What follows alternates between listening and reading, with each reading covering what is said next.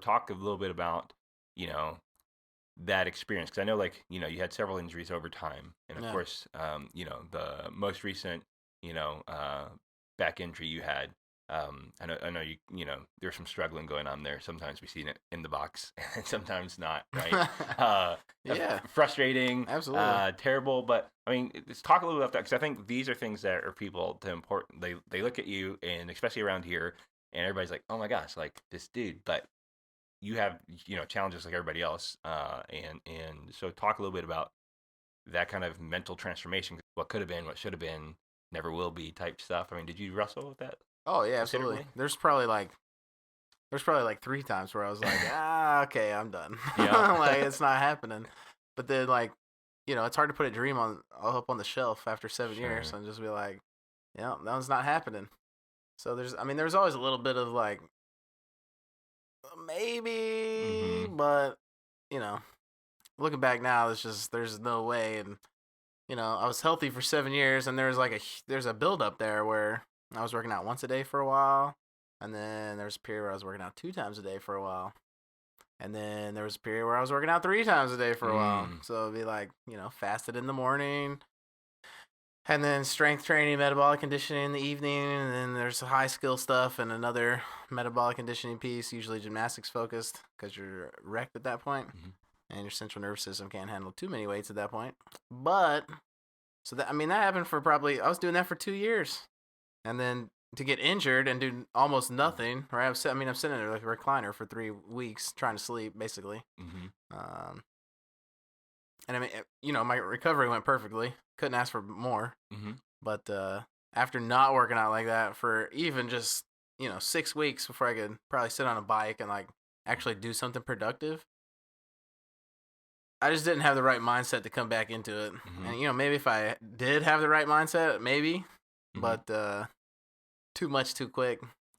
So Trying to you talk about that mindset. I mean, what was your mindset like coming back into it? What was it, and what should it have been? Like, so it's probably not obvious to people yeah. who are outside here. So I mean, after the first injury, I didn't really want to set it up like it when you're injured and you have surgery, it's like, oh man, I'm done. Mm. But then things start to feel okay, and you're like, okay, maybe I'm not done. And then there's that decision of okay, like maybe I'll sign up for something. Let's try again. And then it was just to me, it was just jump back in and do what you were doing for the last. Pick right up where you left. Yeah, Yeah. pick up where you left off, and that was the wrong thing to do Mm. completely. Mm-hmm. It's just way too much. There was days I was like, dude, I don't know if I can get out of bed right now, and but I would, and then I'd go work out like a big dumbo and Mm-hmm. not listen to anything that my biomarkers are telling me, or if you're drinking your body weight in ounces in water and your urine's still not clear, like something's wrong. Mm-hmm. You're breaking down too much muscle tissue at that point, and your body can't keep up, Mm-hmm. and so stuff like that. But that's before I threw my back out, Mm-hmm. and then I just put it up like that was either. I mean, the doctor told me like the herniation would shave itself off over time, Yeah. or I could have surgery and fix it fast, basically. Mm-hmm. And so I mean, surgery is the last option for me at least. Sure. But that's kind of when it like really sunk in. Like, man, you like it's not happening. And then it became almost like resentment for a while. Sure. It was like I've been in the gym so much that I mean I was spending. I mean it was just all day. There's Mm-hmm. no Yeah. there's no way around it. Yeah. It was bad. I was addicted, but then it turned into the exact opposite. And it was if I wasn't coaching someone, I wanted to leave. Like I didn't even want to be Right. in the building ever. Mm-hmm. It was just I don't know why that was. You say you're like, so is this when, like, just after, just like during the resentment phase, or was it just like your zeal, and then you're like, or is this, you just flip flop between these two things all the time, or was it burnout, or was it, I mean, what would you say would cause that, or uh, was the cause of that in that I don't moment? know if it was. Yeah, burnout probably had something to do with Mm-hmm. it, but I don't know, man. Just putting up a goal for 7 years was the hardest thing I've ever done. Mm-hmm.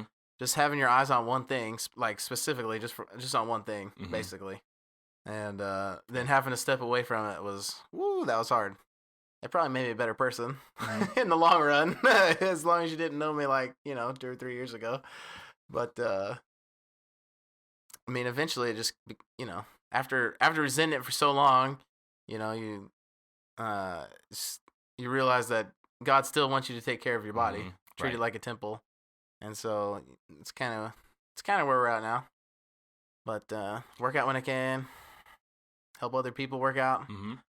that want to be better, Yeah. um, and hopefully they'll be better than me one day. Right. That's the goal, at least.